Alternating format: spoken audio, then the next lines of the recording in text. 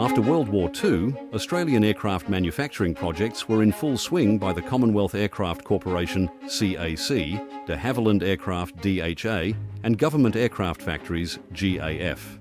Among the many projects was a replacement for the Avro Lincoln heavy bomber, the English Electric Canberra jet bomber.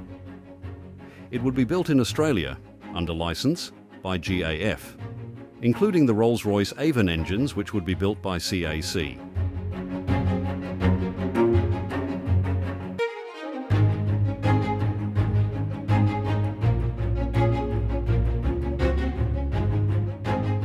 The English Electric Company had become firmly established during World War II as a licensed manufacturer of bombers such as the Handley Page Hampton and the Handley Page Halifax.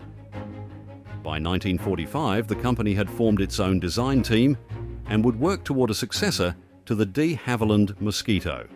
The Air Ministry was looking for a high-altitude, high-speed bomber, for which English Electric would propose the twin-jet A1, later to be named Canberra, after the capital of Australia, on the 19th of January 1951. The Air Ministry requested that English Electric produce 4 prototypes of the A1 in 1946. Although development was slow due to technical issues with the engine and radar bombing system. Eventually, the first prototype flew on the 13th of May 1949 with Avon engines, and the second prototype, equipped with Neen engines, flew later that year on the 9th of November, with the other 2 prototypes flying a few weeks later. The Air Ministry wasted no time in ordering 132 production aircraft immediately after the maiden flight, in bomber, reconnaissance and training variants. The first production aircraft, the Canberra B-2, flew in April 1950 and entered service with No. 101 Squadron RAAF the following year. Because of the outbreak of the Korean War, a large number of Canberras were ordered and production undertaken by Short Brothers, Avro, Handley Page, and the parent company English Electric. The United States ordered 403 Canberras to replace their B-26 Invaders, and were license-built by Glenn L. Martin Company as the B-57 Canberra. These American production aircraft would undergo considerable modifications from the original B-2. Many other countries outside of the United Kingdom would operate the Canberra, with India the last to retire the type in 2007 after 50 years of service. In Australia, the Government Aircraft Factories, GAF, built the Canberra under licence and was known as the Mk.20, and the first of these flew on the 29th of May 1953. By the end of 1958, Australia had 48 home-built Canberras, 5 of them converted to dual-control Mk.21 trainers. Number 82 wing at RAAF base Amberley operated the Canberras in numbers 1, 2 and 6 squadrons, as well as the number 1 operational conversion unit.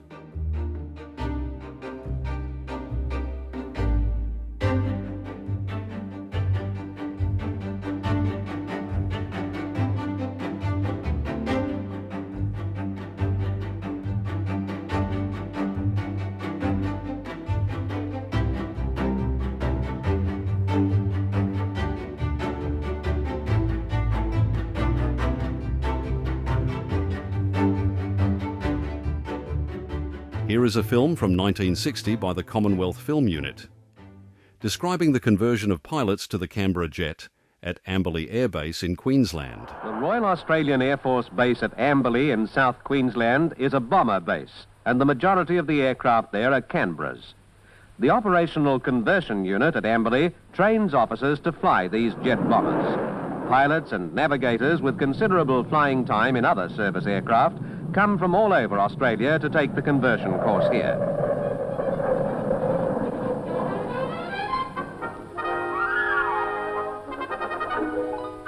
After paying the usual official calls on arrival at Amberley, the officers taking the conversion course are issued with their high-altitude gear. Pilots making the transition from piston-engined aircraft to jets go into a new world of speed and height. The Canberra, cruising at 36,000 feet, sets a new ceiling where oxygen is essential to its crew. Oxygen masks must be tested for fit and efficiency, since a leaking mask could prove fatal. The outer helmets, known as bone domes, look odd, but they're a very real protection to their wearers. In addition to the flying part of the course, there is a staggering amount of study to get through on the ground, and no one has a minute to spare during his meticulously thorough indoctrination, which lasts 3 months.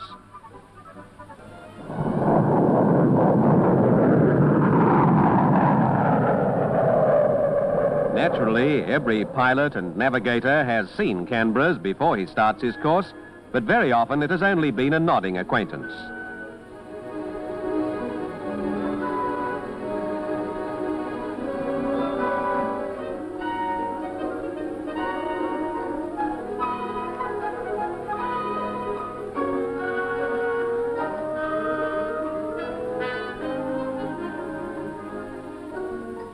Lecture follows lecture. Engines, airframes, navigation, safety equipment, radio, electrical. This is a really tough course.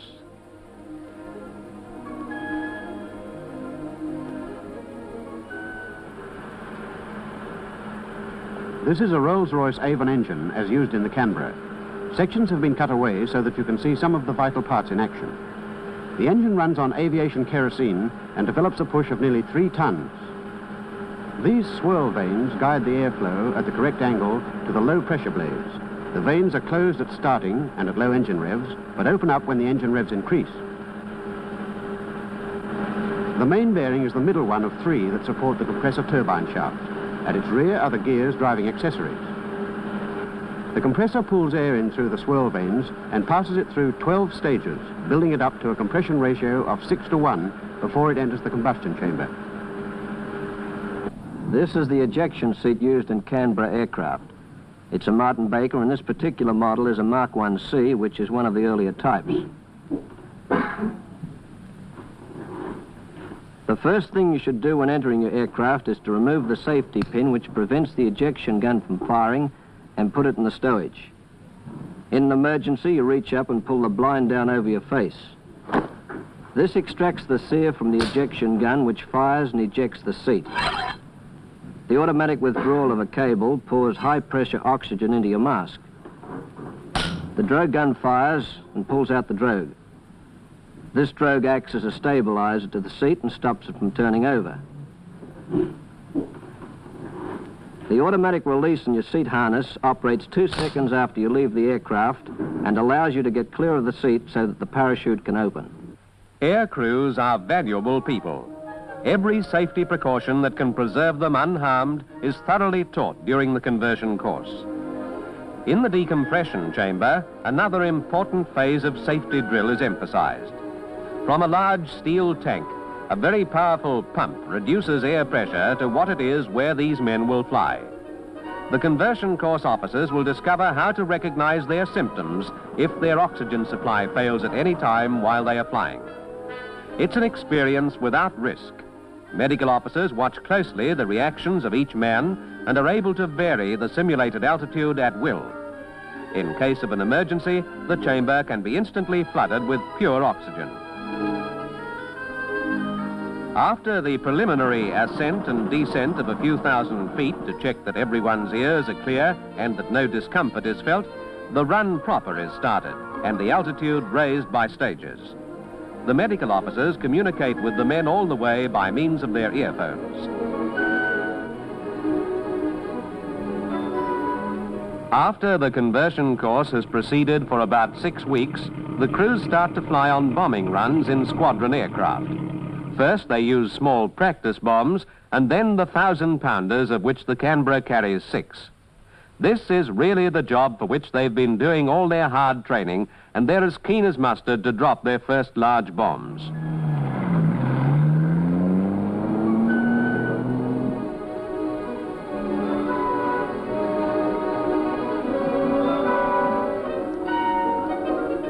Before a flight, the pilot and navigator do their respective checking.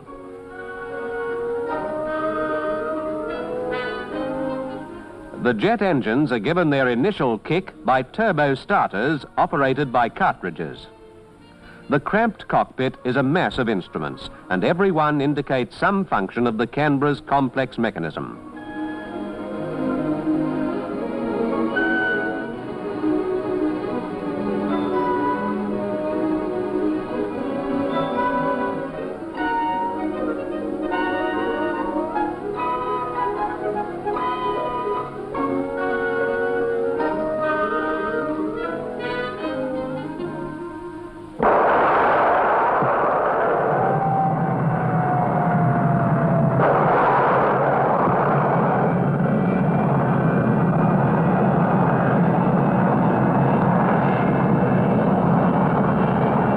bomb doors closed. An airman signals to the pilot that each control is working properly. Flaps down. An airman walks along and examines them carefully.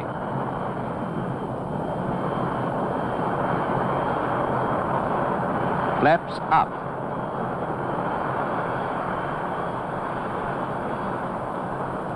Speed brakes okay. All vital controls are checked on the ground.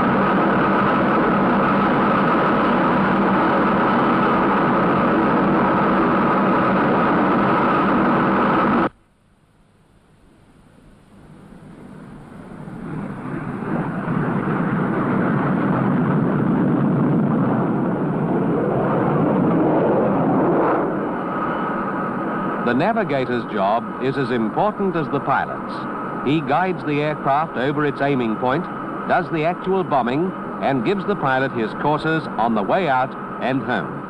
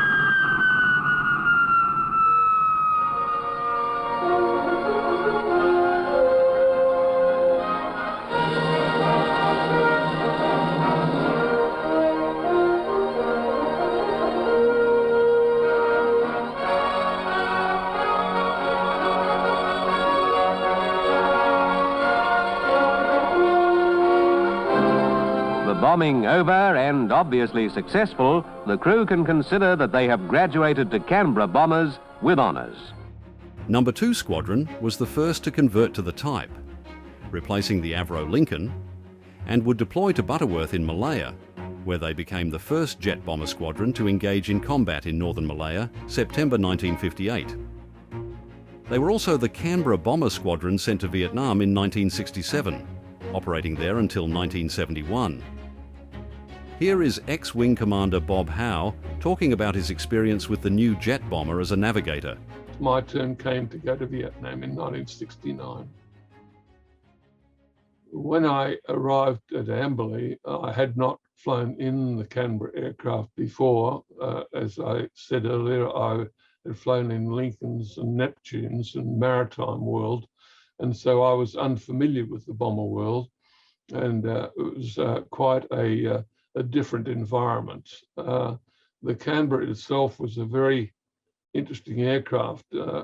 It was designed essentially to replace the Mosquito strike bomber used in the Second World War, and it was also a strike bomber itself.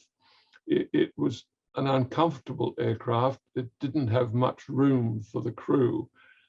It was fairly crowded with a narrow fuselage, and we had to climb in through a door on the right-hand side of the aircraft, and the pilot would sit in the front on his own, and as a navigator, I would then move behind him amongst a number of different instruments, and there was an ejection seat that I sat in, and I would then strap into the ejection seat, and the two of us would then taxi out and take off and fly our missions. The Canberra trainer that we trained in, there were 3 or 4 of them, and they'd all come out from England. And they contained 2 seats for the pilots and 1 for the navigator. And so it was slightly different. Another ex-wing commander, Lance Halvorson, also had experience in the Canberra as a navigator. That's about it. You couldn't go very far, didn't have a lot of fuel, but it was a trainer. The aircraft was quite fast. We'd cruise at 450 knots true airspeed. All the jet airliners, even today, only cruise at about 500, 510. We cruised about a 480 in the F-111. So it was a pretty swift aircraft for its day, but it was not noisy at all. Beautiful, sheer bliss. You could hear, we tune the radio, you could hear everybody talk. If you took your headphones off, you couldn't hear properly, of course. That was a bit noisy. But you couldn't do that because the pressurization of the aircraft was such that you could only take your oxygen mask off for short periods, otherwise you'd lose consciousness. The aircraft cabin was pressurized, it was called half height plus 2. So if we flew at 44,000 feet, the cabin was pressurized to half of that, 22 plus 2, 24,000 feet. Well, period of consciousness at 25,000 feet is only about 1 minute. So whenever we flew anywhere, you always had a can of juice for sustenance with a straw, and we then had bite-sized sandwiches because you couldn't take your mask off for a long period. You take your mask off, eat the sandwich and put the mask back on. When in Vietnam, No. 2 Squadron operated as part of the United States Air Force's 35th Tactical Fighter Wing, flying 11,963 sorties, dropping 76,389 bombs. Bob Howe talks about bombing from the Canberra. In April 1967, they first moved across to Phan Rang in Vietnam.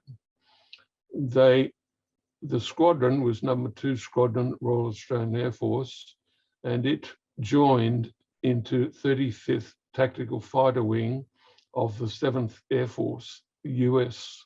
And we found when we arrived in Phan Rang that there were other bombers there as well, similar to the Canberra. In fact, it was the American Mark B-57, which was operated by a number of squadrons. And so we were co-located at Phan Rang and virtually integrated into the United States Air Force tactical bombing system, which operated right across South Vietnam. Operational missions from Phan Rang were tasked by the United States Air Force tactical commanders, and the aircraft flew with 500 and 1,000-pound bombs in its bomb bay and 1 on each wingtip. We were tasked by the American authorities just as they tasked their own service people, and given a target area to proceed to. We would taxi out and take off, and in order to get anywhere, we had to use the tactical air navigation TAC air system, which was basically an electronic system where we were able to measure our bearing and distance from various TACAN stations around South Vietnam. And the whole of the US Air Force system used that TACAN system, and we always reported ourselves as being as 50 degrees or 050 degrees at 25 miles from a particular base. Excuse me. And we were under radar guidance as well from the ground, so they knew where we were all the time. So for an operation, we would head out to a target area generally, and when we arrived in the target area, we would be directed to go onto another frequency and talk to forward air controller. The forward air controller was basically an American Air Force pilot who flew an O-1 Bird Dog light aircraft, and he would know his target area very well. Our aim was to provide close air support to the Army troops on the ground, and essentially we were controlled by the US military system, which was the US Army controlled. So the whole US Air Force virtually worked for the US Army in that context. So we would then come in, and the forward air controller would tell us where the target was, and we would call in, and generally we would meet up with him, and he would then point out the target to us. Once we're in touch with the FAC, he would tell us, generally we were flying at something like 15, 20,000 feet altitude. He would call us down to his altitude, and he'd be generally around about 2,000 to 3,000 feet above the ground, fairly safely above enemy ground fire. He would then give us a location where we would rendezvous, and he would then point out the geographical features of where the target was. And so quite often he would refer to various rivers or roads or items like that which we could identify, and so then work out where the target was, and then we'd have to count or determine what our bombing pattern would be, because we flew a level bombing pattern generally at 3,000 feet, and we would do what was like a circuit, a flying circuit, just as though we were landing at an airport, except we stayed at the same height. And so we would generally fly a pattern which enabled us to then line up on the target. Quite often it might be a canal, along a canal, or some straight point where we would have to line up. Other times it was just a spot target where we would have to locate the actual position, generally in reference to some sort of geographical feature, but quite often the FAC would fire out a smoke rocket from underneath his wings and mark the target.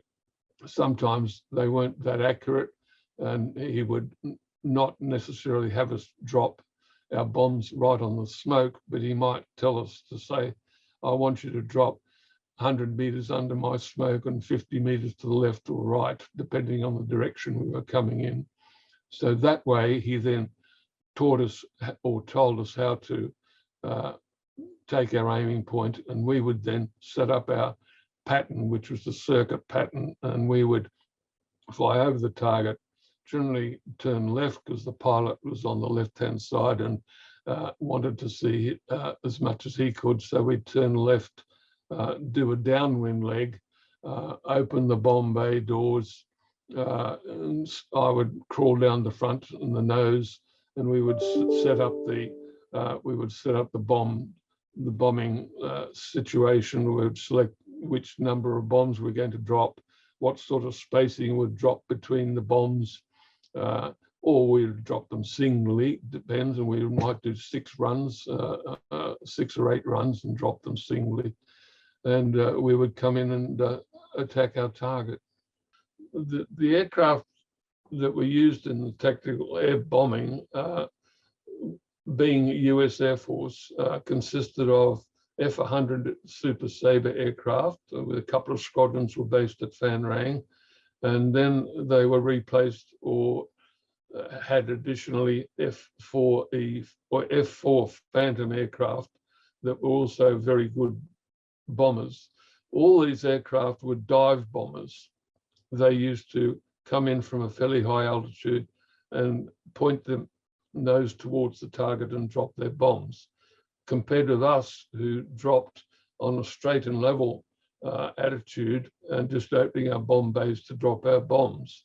Quite often we'd have conflicts in the target area for a number of reasons. First of all, the Americans were coming from different parts of Vietnam to us, and consequently might have been on different frequencies talking to different stations as they came in. And so we could actually be in a bombing area where there are other aircraft that we didn't know about. And we didn't have any electronic warning gear or other gear to detect aircraft around. So we had to be very aware visually in order to avoid colliding with our friendly aircraft.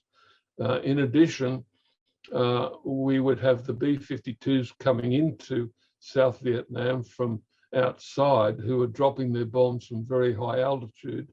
And we would have to be very careful that we didn't get impacted by their falling bombs. In fact, on the emergency frequency, a warning used to come out, and the B-52s were known as airborne artillery. And we would get an airborne artillery warning to say that there was going to be bombs dropping, and they would give this location. And it was either a location from a TACAN distance, or we had a grid map system to which they used, and they would give a grid position where the bombs were going to be dropped. And so we would avoid that and keep out of the way.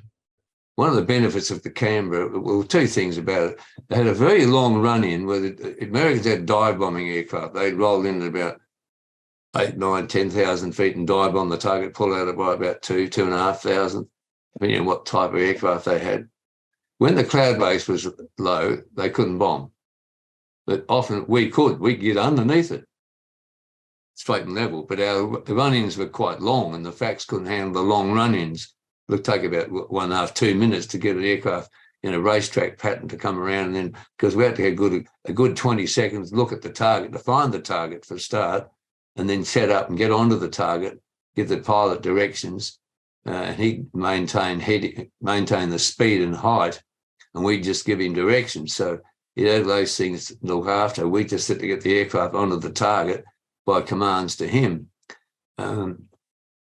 When the USAF or dive bombing aircraft couldn't get down, we could often get below the cloud, down to 800 feet. But the biggest trouble there is the time of fall of the bomb is very, very swift, like 6 seconds, and you're in the fragmentation envelope.